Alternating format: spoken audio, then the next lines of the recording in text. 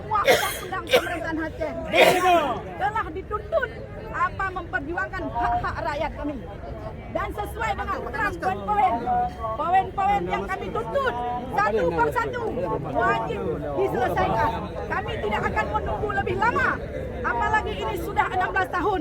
Kami ini tidak akan memberi peluang sedikit pun bagi perwakilan kami apabila yang sudah kami kirim tidak. Kami sebagai bangsa Aceh ingin